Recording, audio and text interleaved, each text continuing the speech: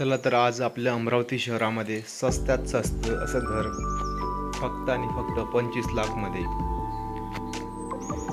550 square foot plot असलेल्या जागामध्ये प्रशस्त 1 BHK घर आपल्या मंगलधाम परिसरमध्ये आहे। बघू शकता या ठिकाणी बोरवेल आहे, बाहेरून जिना काढला आहे जेणेकरून वरती जाण्यासाठी। हे हॉलचं बाहेरचं लुक बघू शकता।